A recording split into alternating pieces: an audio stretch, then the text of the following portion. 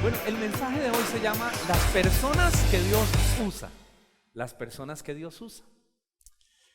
Y es que nosotros a veces tenemos tendemos a pensar que las personas que Dios usa son gente especial, ¿verdad? Que son gente como que tienen unos dones, unas habilidades, unas características especiales, como en el fondo llegamos a pensar que la gente que Dios usa poderosamente es gente casi que sobrehumana, o personas que son más allá del común denominador, como que tienen un extra, un adicional, un yo no sé qué, un yo no sé dónde, que Dios ve y los escoge para usarlos, y nos olvidamos, hermanos, que definitivamente la gracia de Dios sobre la vida de nosotros.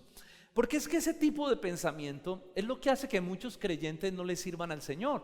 O cuando pensamos ser usados por el Señor, o cuando pensamos en servirle al Señor, entonces sencillamente vemos nuestras crisis, vemos nuestras luchas, vemos lo que hay en nuestro corazón, nuestro pecado muchas veces, y decimos: hombre, yo no soy apto, no estoy calificado para que Dios me use.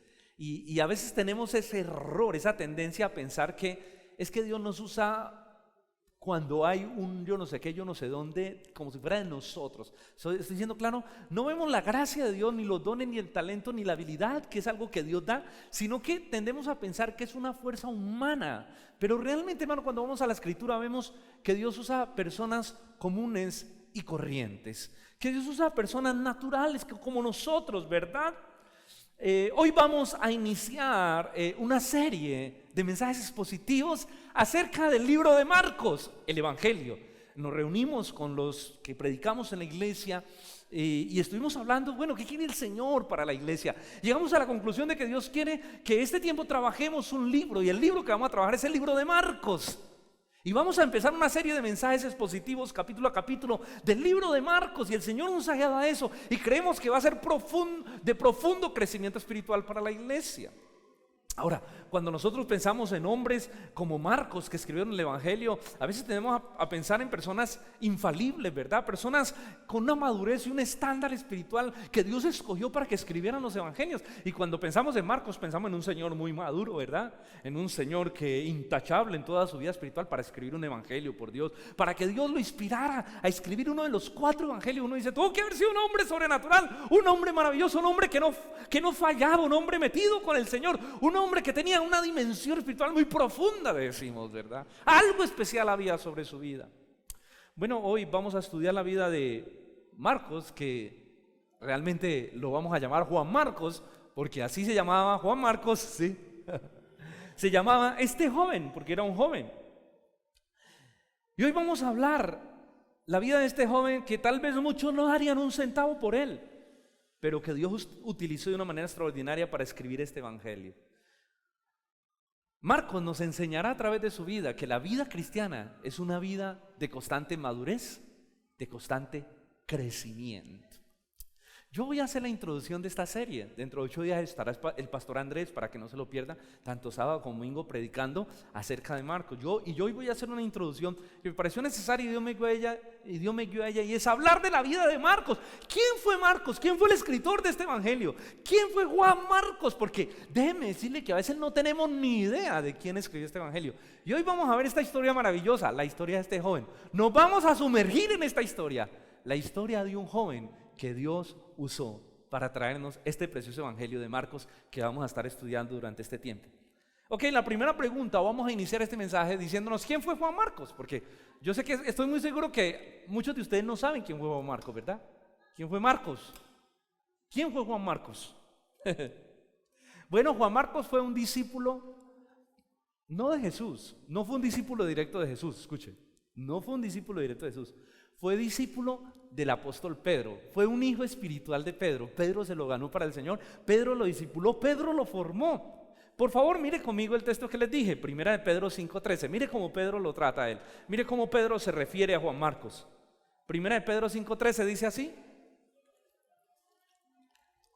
la iglesia que está en Babilonia, escribe Pedro, elegida juntamente con vosotros, y Marcos, hablando de Marcos, de Juan Marcos, mi hijo, os saluda. Miren la manera en que Pablo se refiere a Juan Marcos. ¿Cómo se refiere Pedro a él? Mi hijo.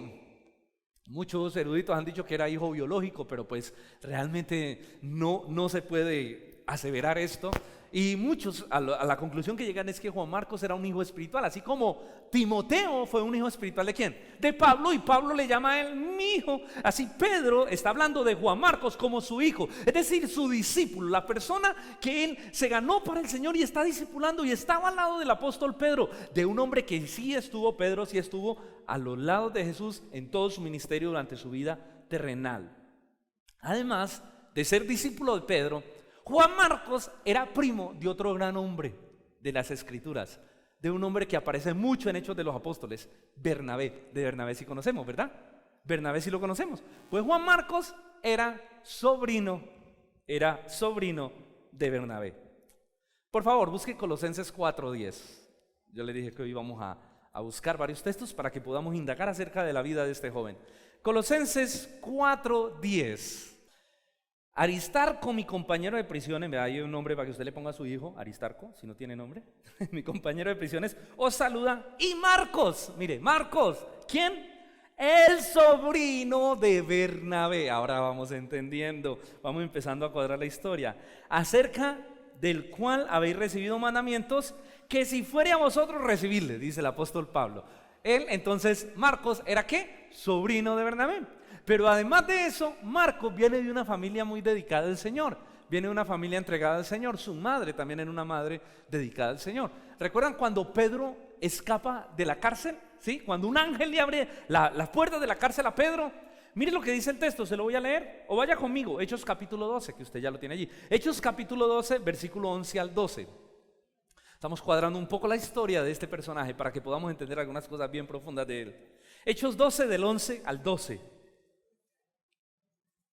Mire, cuando Pedro fue librado por el ángel que estaba en la cárcel, versículo 11. Entonces Pedro, volviendo en sí, dijo: ahora entiendo verdaderamente que el Señor ha enviado a su ángel y me ha librado de la mano de Herodes y de todos los pueblos judíos, de todo lo que los pueblos judíos esperaban.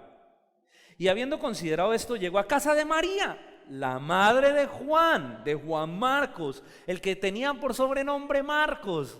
Escucha, él se llamaba Juan, pero su sobrenombre era ¿qué? Marcos. Este sobrenombre se lo pusieron los discípulos, donde muchos estaban reunidos orando. ¿Qué estaban haciendo? Estaban orando. ¿En dónde? En la casa de María, que era la mamá ¿de quién? De Juan Marcos. Entonces tenemos María, la mamá de Juan Marcos, una mujer dedicada al Señor. Bernabé, el tío de Juan Marcos, un hombre dedicado al Señor. Y Juan Marcos, discípulo de Pedro, un hombre no solo dedicado al Señor, sino que caminó con el Señor Jesucristo. Ahí tenemos la vida pues y la historia de este hombre, de este joven. Entonces este joven, un hombre de Dios, empieza su inicio en el ministerio. Preguntémonos en esta noche cómo fue el inicio del ministerio de Juan Marcos. Imagínense al lado de esos hombres. Hombre, ¿usted qué sentiría? Yo me pregunto, uno estar al lado de Pedro, que Pedro sea el padre espiritual de uno, estar al lado de Pablo, de Bernabé, de estos hombres de Dios. Claro, este joven estaba siendo influenciado por tremendos hombres de Dios que ya venían siendo formados, que estaban sirviendo al Señor, y él inicia su ministerio. ¿Sabe cómo inicia su ministerio? Nada más y nada menos que como un misionero al lado de Bernabé, su tío, y del apóstol Pablo. Imagínense, Pablo y Bernabé deciden hacer su primer viaje misionero y se llevan consigo ¿a quién? A Juan Marcos, a este joven. Como quien dice, vamos a enseñarle. Juan Marcos dijo, listo, yo quiero ir a las misiones, siento que me llamaban a las misiones, yo me quiero ir con ustedes. Y Pablo dice, venga mi hijo. Bernabé dice, venga mi hijo. Y lo embarcan con él en el primer viaje misionero. Busque por favor el capítulo 12, el versículo 25, mire lo que dice. Y Bernabé y Saulo, recuerde que Saulo es Pablo, ¿sí? Y Bernabé y Saulo o Pablo, cumplido su servicio, volvieron a Jerusalén, llevando también consigo ¿a quién? A Juan Marcos, que tenía por sobrenombre Marcos. Miren por favor ahora el capítulo 13, versículos 4 y 5. Capítulo 13. Ellos entonces ¿enviados por quién? Por el Espíritu Santo a las misiones, descendieron a Seleucia y de allí navegaron a Chipre. Y llegaron a Salamina y anunciaban la palabra de Dios en las sinagogas de los judíos. Y tenían también a Juan. ¿A cuál Juan? A Juan Marcos. ¿De qué lo tenían? De ayudante. Entonces aquí tenemos a este joven fogueándose en el ministerio, entrenando, nada más y nada menos que con Pablo y con Bernabé, hermano. Qué privilegio no poder salir de misiones con Pablo y Bernabé. Y allí estaba él, en su llamado, en su ministerio. Pero allí también empiezan los problemas. Porque llega un momento donde la inmadurez de Juan Pablo, es que hay un poco que llaman Juan Pablo, la inmadurez de Juan Marcos sale a flote. O sea, llegó un momento en que, el man empezó tan motivado así: yo me voy, claro, al lado de Pablo, al lado de Bernabé, de misiones, tremendo, voy a aprender, estos hombres de Dios. Pero cuando empezó el trabajo misionero, no sabemos qué pasó, pero el man se mareó, como decimos. Vean, llegó un momento donde el hombre dijo: uy, no sabemos qué pasó, porque la Biblia no nos lo aclara. El caso es que llegó un momento donde él se bajó del barco y dijo: no voy más con esto. Ahí lo tiene, pues. Mire por favor el versículo 13 del capítulo 13. Mire, allí está. Y mire cómo la Biblia es de seca, cómo la palabra de Dios no nos da más detalles, nos deja ahí, nos corta ahí, y uno queda como cuando usted ve esas historias que usted dice: pero ¿por qué? ¿Qué pasó? ¿Qué pasó? ¿Por qué se bajó del barco? Miren el capítulo 13, versículo 13. Habiendo zarpado, están en ese primer viaje misionero de Pafos, Pablo y sus compañeros, allí incluido Juan Marcos, arribaron a Perge de Panfilia. Pero Juan, mire ese pero, ¿recuerdan los que estudiaron interpretación bíblica? Ese pero dice mucho. Es como alguien dice: ellos estaban haciendo el trabajo, pero, ese pero es que algo pasó. Pero Juan Marcos, apartándose de ellos, volvió a Jerusalén. No dice nada más. Eso nos abre un mar de preguntas. ¿Qué pasó? ¿Por qué el man se echó para atrás? ¿Por qué? ¿Qué le pasó? Al lado de Pablo y Bernabé. No sabemos. Y lo que especulemos es chisme, porque la Biblia no dice nada más. Dice: pero Juan Marcos se devolvió a Jerusalén. Uno puede decir, yo pensaría, no, seguro dijo: no, eso de las misiones no es para mí. Estos manes aguantan mucha hambre. Es lo que Pablo escribe: aguantamos hambre, en naufragios sin número, en azotes. El ministerio de Pablo fue duro también. Ahora, yo me imagino, porque en un viaje misionero, en estos viajes, pues, esperar la provisión del Señor. Juan Marcos dijo: no, hermano, como estoy de flaco, antes pesaba 95, ahora 85, no. Yo no le aguanto más hambre. No, y esas dormiditas por ahí que en el barco, no, mijo, yo no nací para esto. A mí el Señor me llamó a evangelizar, pero allá en Jerusalén, no, yo soy pastor, yo misionero no soy, no. Y el hombre, algo le pasó, no sabemos. O tal vez hubo una discusión. Ahí en algo no estuve de acuerdo. Podemos especular muchas cosas. Algo le desagradó del viaje. Descubrió que eso no era su ministerio. Pero ¿sabe qué es lo más tenaz? Que no sabemos. Porque la Biblia no dice. Pero el man se devolvió. ¿Cómo le llama a alguien que se monta y luego se devuelve? ¿Cómo le poníamos de nosotros?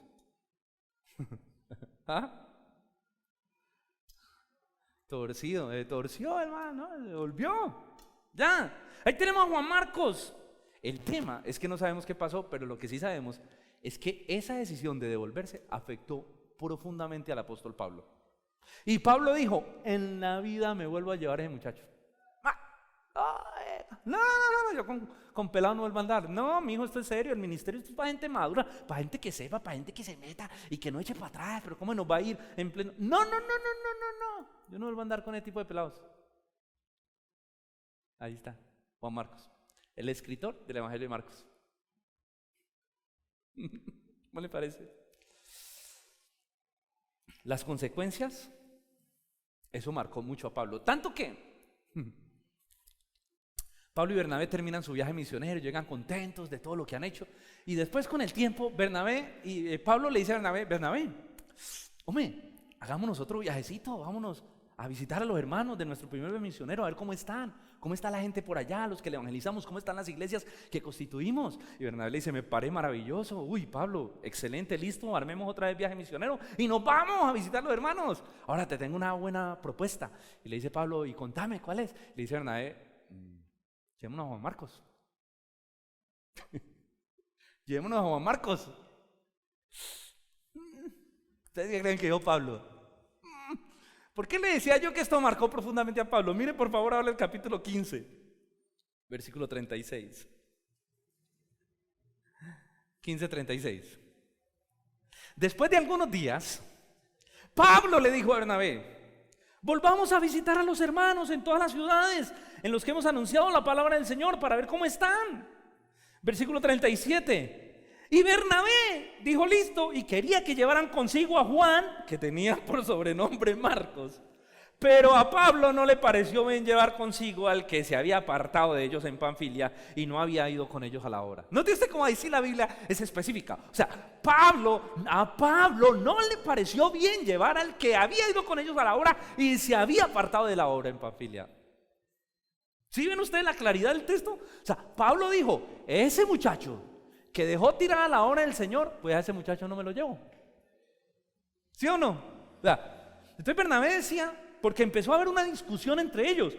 Bernabé le decía a Pablo, además recuerden que Bernabé era ¿qué? ¿Era qué? Era tío. Claro, Bernabé estaba abogando por su familia, un muchacho, no, venga, Pablo, llevémonos otra a Bernabé. Y Pablo, no, yo con el muchacho no vuelvo y salgo. Ya nos dejó tirar una vez, nos vuelve a dejar tirar otra vez. No, yo a ese joven no me lo llevo. Y Bernabé, pero Pablo, hombre, a la gente hay que darle otra oportunidad. Pablo, ese muchacho ha madurado, mira cuánto tiempo ha pasado. Ese muchacho está arrepentido. No, yo con ese muchacho no viajo. Y dice que llegó al punto de la discusión, que discutieron a tal punto Pablo y Bernabé, porque Bernabé estaba parado en la raya que se llevaran a Juan Marcos. Y Pablo estaba parado en la raya que no se lo llevaba. Y la discusión, hermano, llegó a tal punto que mire cómo termina la discusión. Versículo 39. Y hubo, escuche esta palabra, tal, ¿qué significa tal? Así como cuando la Biblia dice, de tal manera amó Dios al mundo, que el escritor como que no encontró otra palabra para expresar lo grande. Dice, hubo tal discusión, una discusión tan grande, las cosas se salieron de su sitio, empezó la carne ahí a fluir y la ira ahí a fluir entre ese par, que llegó la discusión a un punto tan impresionante que se apartaron el uno del otro. Y Bernabé tomó a Juan Marcos y navegó a Chipre. Y Pablo tomó a Silas y salió encomendado por los hermanos de la gracia del Señor y pasó por Cilicia y Siria y Cilicia, confirmando la iglesia. O sea, miren ustedes, la Biblia es tan clara, aquí sí es muy clara, dice que llegó la discusión a tal punto. ¿Usted ha visto las discusiones? ¿Usted ha visto cuando se acaloran las discusiones? No, eso nunca nos pasa, a mí nunca me pasa. ¿Usted no ha visto cuando a veces uno con la esposa empieza con un temita y la cosa va subiendo? Que si usted dice, uy, si no le bajo aquí o me voy o hago algo, esto se va a salir de su orden. ¿O no? Ay, poco de ángeles que tenemos aquí en la iglesia. Ay, hermanos, no. Se estaban acalorando los ánimos y se estaban subiendo. La cosa se salió de control.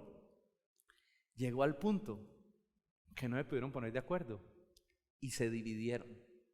Y uno se fue y tomó a Juan Marcos. Bernabé dijo, pues sí, yo me imagino la discusión, hermano, pues si a usted no le gusta, entonces haga lo que quiera, yo cojo a Marcos y me voy. Y usted sabe que vaya entonces para otro lado. Y se dividieron.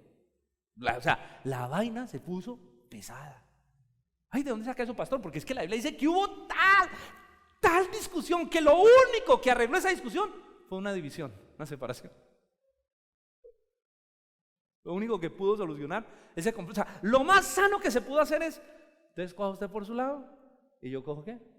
Por el mío. Uy. Ahora uno se pregunta, ¿era esa la voluntad de Dios? ¿Era eso lo que Dios quería? Yo no creo, porque la Biblia dice que Dios es Dios de paz, que debemos los hermanos estar en un mismo sentir. Pero a mí me parece que aquí hubo obra de la carne. Hubo una obra pecaminosa que rompió la unidad. Ahora, Dios en su soberanía siguió guiándolos a ambos. A ambos siguió guiando. Y la Biblia no nos dice quién tuvo la razón y quién no.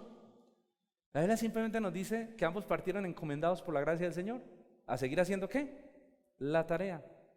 Ahora uno se pregunta, cómo dos siervos de Dios del calibre de Pablo y de Bernabé, sobre todo porque Bernabé, o sea, Pablo era más templado. Usted lea la historia de Pablo. Pablo era tan templado que recuerden cuando perseguía a los cristianos, el man no le importaba nada. Bernabé era más corazoncito. Por eso él dijo, no, es que Bernabecito, mi hijo Bernabecito, le hay que darle otra oportunidad, él se la merece. Y Pablo no, ¿cuál se la merece? Ese manos de tirados. Y uno me pregunta cómo dos hombres de Dios, del calibre de Pablo y Bernabé, llegan a este punto de discutir que tienen que partir cobija y separarse e irse. Pasa en las películas, pasa en la Biblia, pasa en las iglesias. Se dividió el tema en esos momentos. ¿Qué pasó? ¿Cómo pueden terminar las cosas en una división tan tremenda? ¿El Señor avala eso? Yo no creo. Yo no creo que esto fuera dirigido por el Espíritu Santo en este momento, porque me parece que es más una división que proviene de asuntos que se tenían que madurar y no se maduraron en su momento, y esa inmadurez de alguno de los dos provocó esta división. Pero lo que sí es cierto es que esto nos permite ver que la gente que Dios usa es gente muy imperfecta, partiendo desde los apóstoles. Que el único hombre perfecto sobre la tierra fue Jesús. Que ni Pablo, ni Pedro, ni Bernabé, ninguno, ni Juan Marcos, ninguno de ellos fueron hombres infalibles, fueron hombres sin pecado.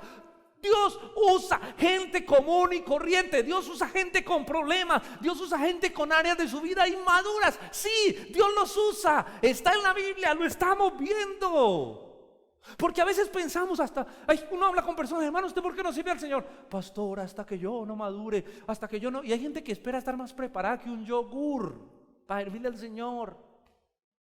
A veces pensamos que depende de nuestra madurez y de nosotros, hermano. Cuando Dios utiliza por su gracia, dice la Biblia, de lo vil y lo menospreciado escoge Dios para avergonzar a lo fuerte y a lo grande. Es la gracia del Señor que elige. La iglesia del Señor está compuesta por hombres y mujeres de Dios, sí, pero pecadores, que todavía batallan contra luchas internas, que todavía batallan contra inmadureces en áreas de su vida, que luchan todavía contra el pecado, que luchan con situaciones difíciles. Esa es la iglesia del Señor, una iglesia santificada con la sangre de Cristo, pero una iglesia que enfrenta problemas internos, porque cada uno de nosotros está en un proceso de madurez. Me gusta como lo hemos explicado, y es que cada uno de nosotros tiene que ver a su hermano como alguien que tiene una bolsa de basura al lado donde está echando todas las porquerías de pecado que Dios le quita diariamente, toda la inmadurez. Porque si usted espera en la iglesia encontrar gente perfecta, usted se va a meter en una estrellada linda. Porque la iglesia no es un museo de santos, sino un hospital de pecadores que están en rehabilitación. ¿Cuántos han ido a un hospital, a la UCI sí, a donde allí están tratando? Eso es la iglesia, gente que está en cuidados intensivos siendo tratada por Dios. Nosotros pensamos que esto es como un club de ángeles, ¿no? Un club de ángeles, debería llamarse Los Ángeles de Dios. Iglesia Bautista Los Ángeles de Dios. Ven a un mundo perfecto. Pastor, yo le di una pestañina a la hermana y no volvió a la iglesia y no me pagó. Eso es la iglesia.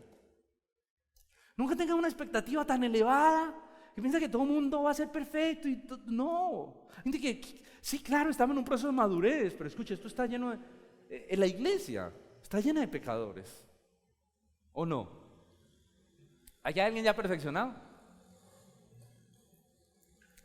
Yo quiero que alguien que no pecó hoy levante la mano. El que hoy no pecó y vea, me lo llevo a comer hamburguesa ahora. Serio, me lo llevo. Nos vamos a comer hamburguesa para que me cuente el testimonio, cómo hizo para no pecar en todo el día. Levante la mano el que no pecó hoy, ¿verdad? Por una hamburguesa con Coca-Cola. ¿Alguien? Me perdió en el premio. ¿Por qué? No hay. Todos estamos en un proceso de madurez. Y nosotros, hermanos, los hombres de Dios, los que servimos al Señor, los que Dios utiliza aquí para enseñar la palabra, o el pastor, los pastores de la iglesia, nosotros somos gente en un proceso de madurez. Somos gente con crisis, con luchas. así como las tenía Pablo. Recuerda cuando Pablo habla de su aguijón en la carne, así como las tenía Pedro, así como las tenía Bernabé, así como las tenía Juan Marcos, así. A veces nos dan ganas de tirar la toalla también. La gente piensa que el pastor nunca se cansa, el pastor es un hombre de Dios impresionante. Mano, los pastores también se cansan. Los pastores también a veces quieren tirar la toalla. Los pastores también tienen luchas y crisis. Claro, uno no anda publicando las fotos en el Facebook, uno, hermanos.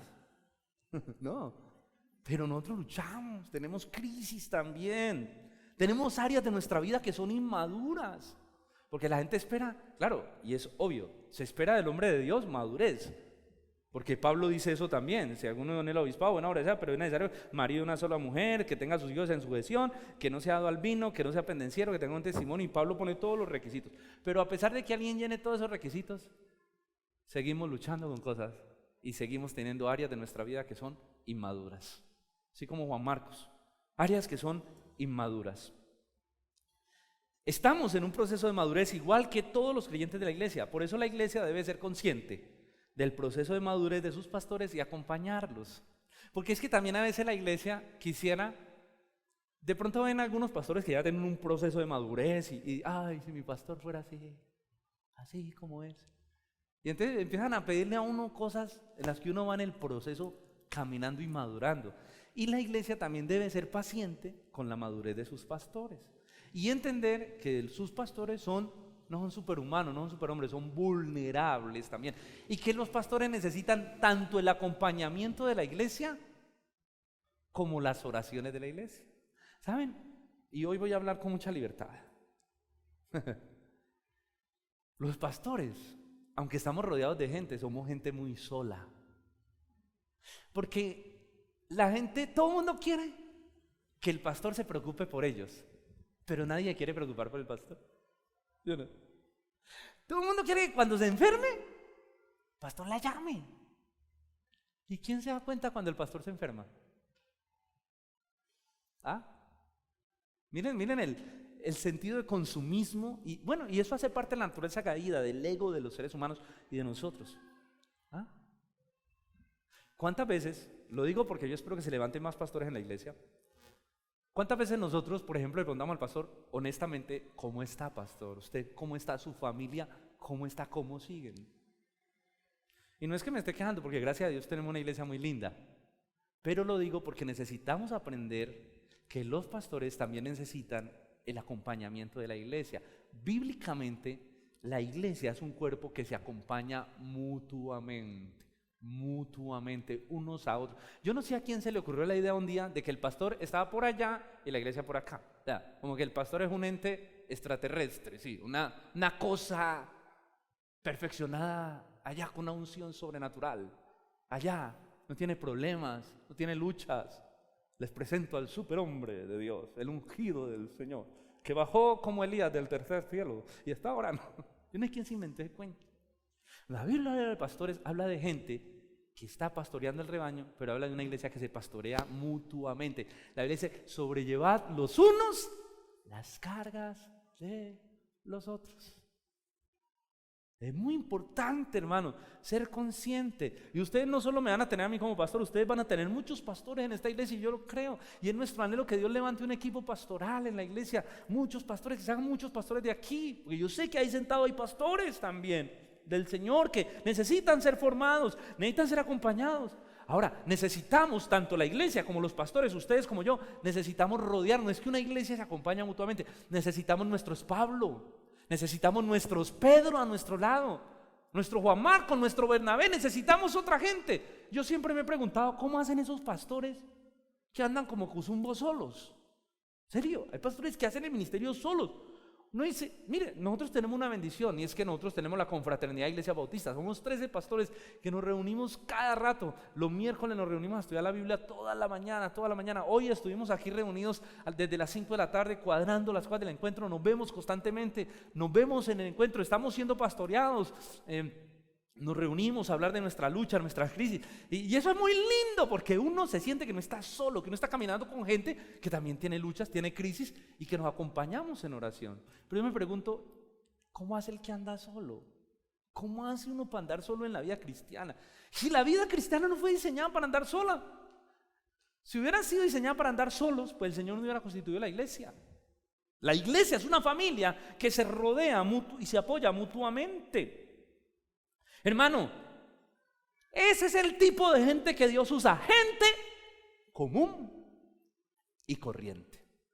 Yo no sé a quién se le ocurrió inventar que hay un prototipo especial de ungidos de Dios que tienen una categoría premium, porque hoy se está categorizando, ¿no? Entonces ya tenemos los categorías premium y luego entonces ya vamos subiendo, ya hay arcángeles, ¿no? Ya yo creo que lo próximo es ángeles, luego serafines, luego querubines y quién sabe qué más de ahí para allá, pero parece que hay una categoría como que, no, hermano, Dios usa gente común y corriente como Juan Marcos. Este es el tipo de gente que Dios usa, vasos de barro para que Dios se lleve toda la gloria. Ahora, gente que está en un proceso de madurez y de transformación constante y continua con el Señor, que Dios está formando como el alfarero forma el barro, como el alfarero forma la arcilla.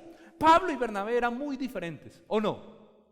Pablo y Bernabé eran muy diferentes, pero ambos tenían que madurar. Ambos tenían que madurar. Me dice, Pablo, sí señores, Pablo sí que necesitó madurar. Pablo sí que necesitó ser formado, ser trillado por Dios y ser madurado por Dios. En Pablo, en sus últimos años, lo vemos un hombre muy maduro, ya con experiencia. Ya tratando a Juan Marcos diferente, lo vamos a ver al final de la predicación. Pablo y Bernabé eran muy diferentes, tal vez esto lo llevó a discutir de esa manera. Pablo era un hombre con un carácter muy firme, ¿o no? Por eso Dios dijo, instrumento escogido me es este, porque Pablo, si tenía que dar la vida, la daba. Si Pablo por la obra tenía que dar la vida, la daba. Por eso a él no le pareció que Juan Marcos se hubiera ido, porque Pablo era los que decía, si a mí me toca morir en prisión, él fue apedreado, el tipo estuvo a punto de la muerte, pero ahí estaba. Y lo apedreaban y se paraba y decía, listo, ¿dónde es que hay que ir a predicar? Porque estoy que me predico. Ese era Pablo. No importaba que lo mataran, pero él hasta su última gota de sangre le iba a dar por el evangelio de Jesucristo. Por eso cuando Juan Marcos dijo, no, yo ya no voy, él dijo, ese man es un fariseo, déjalo ir. Déjalo, pero en ese no. Pablo era una persona de un carácter muy firme, fuerte. Pablo era, ¿usted lo ve cómo escribe? Mire sus cartas, mire cómo le escribe a los corintios. El fulanito de tal se lo entregué a Satanás para destrucción de la carne. Yo, personalmente, yo no tengo el carácter de Pablo. Yo, Edwin Zuluaga. No. Yo soy más como Bernabé. Mi corazón es más Bernabé. Porque ¿cómo era Bernabé? Bernabé era dado a la gente. O sea, Bernabé era un hombre de segundas oportunidades. Bernabé, por ejemplo, ¿recuerdan cuando Pablo se convierte, Saulo de Tarso se convierte? Y dicen, es que se convirtió Saulo y quiere venir donde los apóstoles. ¿Quién fue y lo recogió? Y lo llevó donde los apóstoles, porque no lo querían recibir. Ellos le tenían miedo y decían, no, ese man es un infiltrado. ¿Quién fue el que fue? Habló con él, lo tomó y lo trajo a los demás apóstoles. Bernabé. Bernabé dijo, no venga, uno no sabe, de pronto es verdad que Dios lo tocó, se convirtió y empezó a hablar con él. Cuando se dio cuenta fue y abogó por él, habló, no venga, el muchacho es un hombre de Dios, ya no está persiguiendo la iglesia, está predicando. Y él fue el puente para que Pablo pudiera ingresar al círculo de los apóstoles, a rodearse con los demás discípulos del Señor. Fue Bernabé. A Bernabé lo vemos siempre más colocando su corazón en la gente. Yo creo que a la gente le decía, este man, sí, siempre a todo el mundo le quiere dar una segunda oportunidad. Pero Bernabé decía, la gente madura, la gente cambia. Si tiene un llamado, Dios lo va a madurar con el tiempo. Ese era el corazón de Bernabé, un corazón dado a dar la oportunidad del servicio, a buscar quién tenía ese don, quién tenía esa habilidad. Démosle la oportunidad. Ese era Bernabé. Lo vemos más pensando en las personas, en darle la oportunidad de servir, de crecer. Pablo llegó a ser quien fue gracias a que tuvo un Bernabé, a que Bernabé estuvo con él. Bernabé fue clave en la vida de Pablo, por eso se hicieron tan llaverías. ¿Por qué cree usted que en su primer viaje misionero, en el primero que Pablo confiase en Bernabé para llevarse? Por eso, por la amistad que hicieron ambos, gracias al corazón de Bernabé. A mí me parece que Bernabé, yo voy a dar una opinión personal, esto lo digo yo, no el Señor. porque la Biblia no era clara. Pero a mí me parece que Bernabé estaba en lo correcto en la discusión. Yo en esos momentos hubiera abogado por Bernabé y hubiera dicho: Pablo, ¿por qué estás pensando así? Me parece que estás... Yo le hubiera dicho a Pablo: permítame, monto al barco ahí. Pablo, parece que estás pensando de manera egoísta. Me parece que la gente merece otra oportunidad. Yo hubiera abogado. Me parece a Edwin Zulaga, a mi parecer, eso no lo dice ningún erudito ni teólogo, lo digo yo. Pienso que el equivocado era Pablo, porque yo creo que la gente merece otra oportunidad en el ministerio. Lo digo yo con temor, pues, imagínate, frente a Pablo todavía se quita uno el sombrero delante de estos hombres de Dios. Porque en la opinión personal yo soy más así. Y es que, hermano, tenemos que entender algunas cosas. Dios, en su iglesia, utiliza gente diferente. Vuelvo y lo digo, la iglesia es un cuerpo que tiene diferentes dones, que tiene diferentes miembros con diferente carácter. Y la iglesia necesita tener sus Pablos. Su Pablo que viene y lo llama a usted y le dice: a mí me parece que esto y esto no está bien. O sea, el martillo, tin, tin, tin, tin, tin. La lija, ron, ron, ron, ron. Pero también necesita tener sus Bernabé. El que viene y no y no lo trates tan duro al muchacho, démosle otra oportunidad, venga usted, y le extiende la gracia. Es que hay diferentes dones, diferente carácter dentro de la iglesia. Dios utiliza vasijas para bendecir nuestras vidas y formarnos diferentes. Ahora, el propósito en la iglesia, lo dice Efesios capítulo 4, versículo 11 al 13, no lo busque, que dice así: pero Él mismo, Jesucristo, constituyó a unos pastores, a otros profetas, a otros evangelistas y maestros, a fin de perfeccionar al cuerpo de Cristo para la obra del ministerio, para que todos seamos como Jesús. Es decir, Dios constituye una iglesia, dentro de la iglesia pone pastores, evangelistas, pone maestros, con el propósito de que esos diferentes ministerios funcionen para formar a los santos, o sea, a la iglesia, ¿para la qué?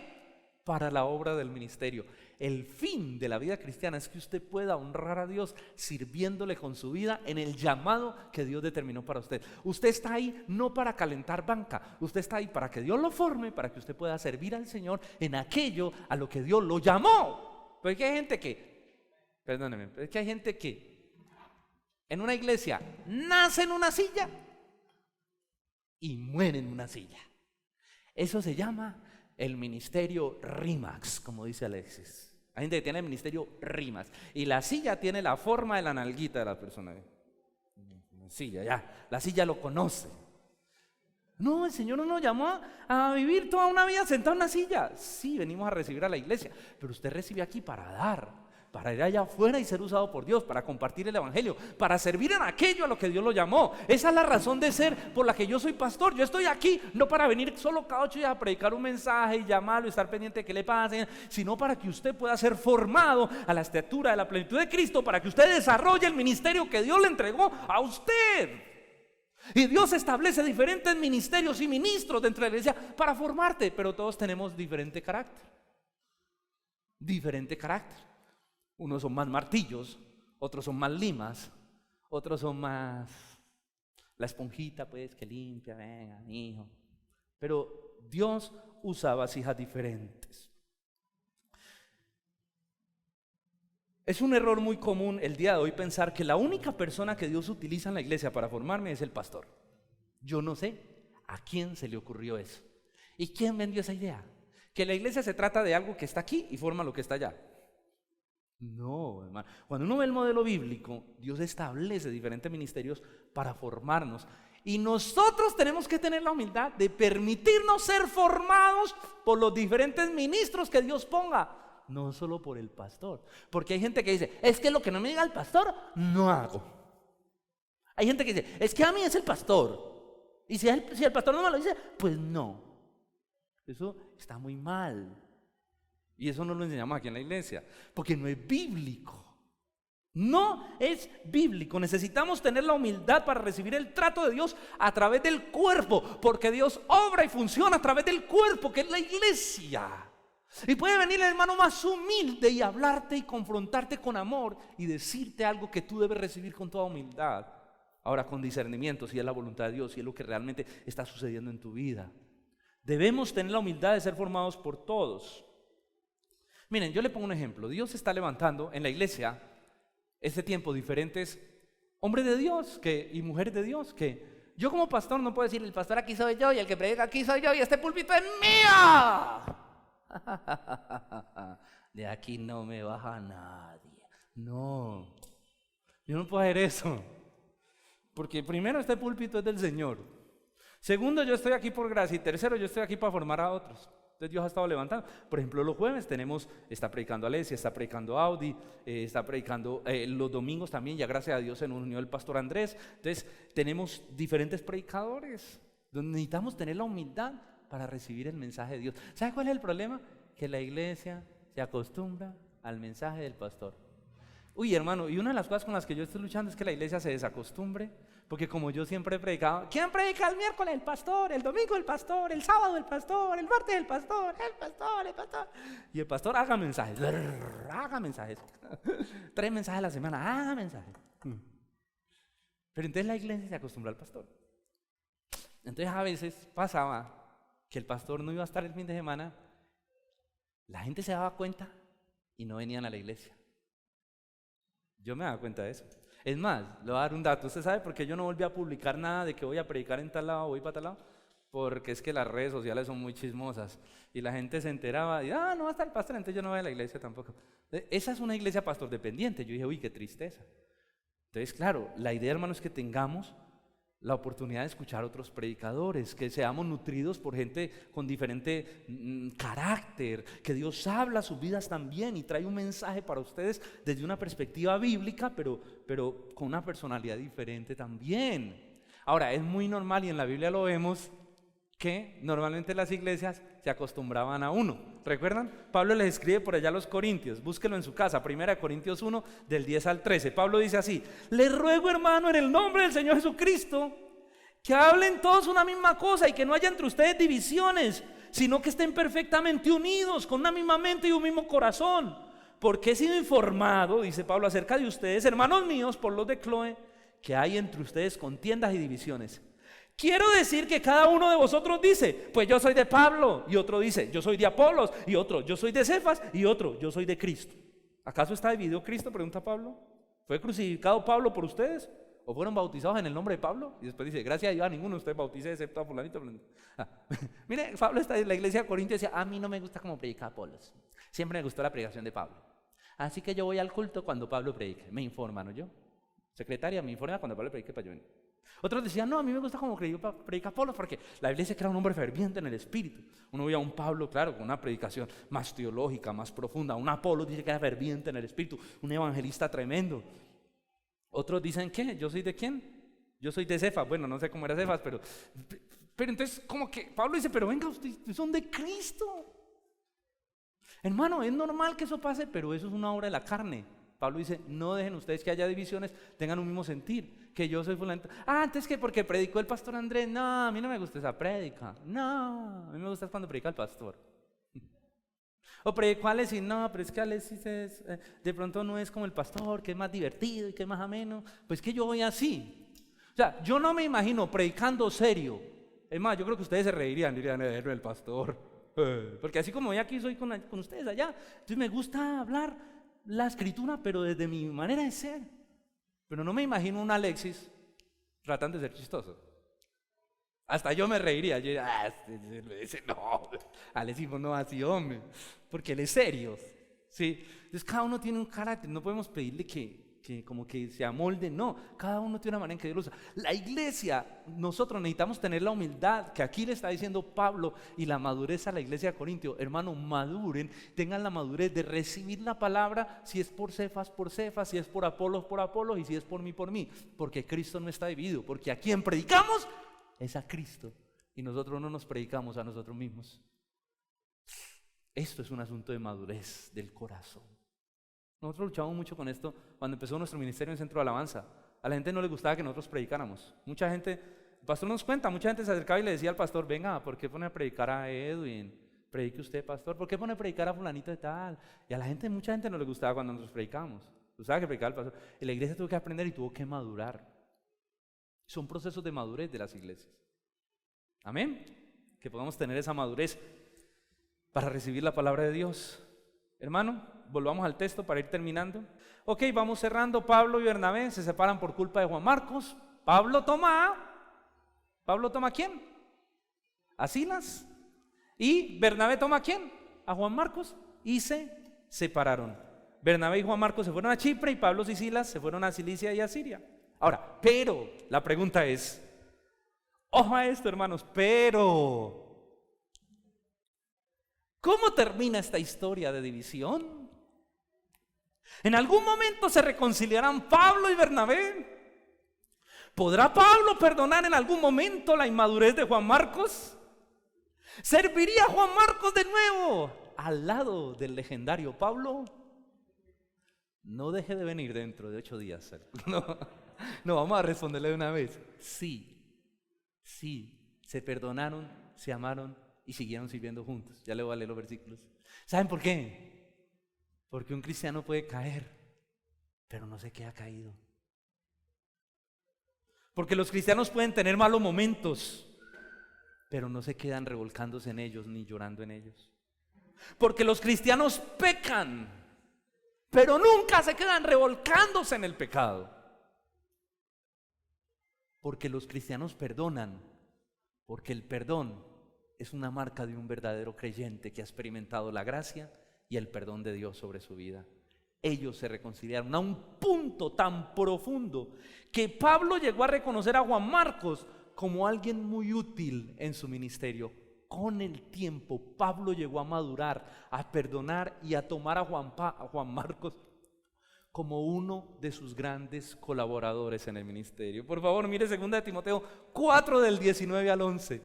Pablo le escribe a Timoteo estas palabras y le dice: Timoteo, procura venir pronto a verme, porque Demas, mira la soledad que siente Pablo, porque Demas me ha desamparado amando más este mundo. Otro que se le fue y se fue para el mundo. Y se ha ido, dice, a Tesalónica. Crescense se fue a Galacia y Tito a Dalmacia. Solo está Lucas conmigo. Y mire el consejo que le da, mire la orden que le da Pablo a Timoteo. Toma a Marcos, a Juan Marcos, y tráele contigo, porque me es útil para el ministerio. En un momento de madurez, en un momento de soledad donde uno necesita a las personas, en un momento de soledad donde uno necesita a las personas más allegadas, más cercanas, él dice: me siento solo Lucas está conmigo, por favor, tráeme a Juan Marcos, que me es útil para el ministerio. Hermano, vemos un Pablo ya muy maduro, que ha perdonado, que se siente solo y que manda que le traigan a Juan Marcos. Un Pablo que ha madurado, un Juan Marcos que ha madurado con el tiempo. Porque los hombres de Dios vivimos procesos de madurez que nos permiten ser más útiles en el ministerio. Sin duda ambos habían madurado y eran más grandes, más siervos, por decirlo así, más profundamente tratados para tener un ministerio de mayor alcance, de mayor influencia. Juan Marcos ya es visto por Pablo como un joven maduro, como un joven útil dentro del ministerio. Le voy a leer otro versículo, no lo busque. Filemón 1, mire lo que Pablo le escribió a Filemón, es Pablo. Filemón 1, 23 al 24. Te saluda Epafras, mi compañero de prisiones en Cristo Jesús. Te saluda Marcos, Juan Marcos, Aristarco y Demas y Lucas, que son mis colaboradores. Pablo dice: ahora Juan Marcos es mi colaborador, está conmigo en todo momento. Y una última, Colosenses 4:10, apunten. Aristarco, mi compañero de prisiones, lo saluda, Colosenses 4:10. Y Marcos, el sobrino de Bernabé, escuche, acerca del que les di mandamiento, que si va a ustedes recíbanle. Vení, ¿cómo así? Pablo le está diciendo a los colosenses: Marcos, sobrino de Bernabé, ya les di mandamiento que si van donde ustedes, por favor le reciban, porque es mi amigo fiel, mi colaborador en el ministerio. Parece ser que los colosenses también estaban así con Juan Marcos. Pablo dice, recíbanle, les doy mandamiento de esto. Conclusión, fue ese joven que al principio mostró mucha inmadurez en muchas áreas de su vida. Ese joven que al principio tal vez Pablo no creía en él, ni los colosenses creían en él tal vez. Ese joven al que Dios usó para dejarnos uno de los evangelios más poderosos que hay en el Nuevo Testamento. Uno de los 4 evangelios, no más poderosos porque ambos son poderosos, pero uno de los 4 poderosos evangelios que relata la vida y el ministerio de Jesús, que tiene el poder de transformar vidas y llevarlas a Cristo, que después de su muerte sigue teniendo influencia a sus escritos. Fue ese joven inmaduro, que nadie daba un peso por él, al que Dios usó para seguir teniendo influencia sobre la iglesia hoy en día. ¿Cómo le parece? Esa es la gente que Dios usa, porque era un joven que estaba dispuesto a madurar y a aprender y a perdonar, porque era un joven que estaba dispuesto a aprender de Pablo, pero también de Bernabé, pero también de Pedro. Estaba dispuesto a aprender, tenía un corazón sencillo y moldeable por el Señor. Porque era un joven que estaba dispuesto a servir al Señor. Y Dios tuvo tanta misericordia que lo rodeó de gente que había experimentado en carne propia la restauración. Por ejemplo, ¿quién fue Pedro? El papá espiritual de Juan Marcos. ¿Quién fue Pedro? Alguien que había experimentado en carne propia la restauración del Señor al ministerio. ¿Recuerdan? Después de negarlo, el Señor le dice, pastorea mis ovejas. Cuando lo restaura, le dice, ¿me amas? ¿Me amas? ¿Me amas? Ok, sigue sirviendo. Dios restauró a un Pedro que le había negado al ministerio. Así que Pedro tenía todo el corazón para ayudar a su hijo en la fe, que había fallado en el ministerio, a ser restaurado por el Señor. Esa es la gente que Dios usa, gente normal y corriente, sencilla, pero que tiene un corazón que está dispuesto a crecer, a madurar y a aprender del Señor. Amén. Que podamos ser usados por Dios y tener ese corazón que nos permita estar en un profundo crecimiento, porque esa es la gente que Dios usa.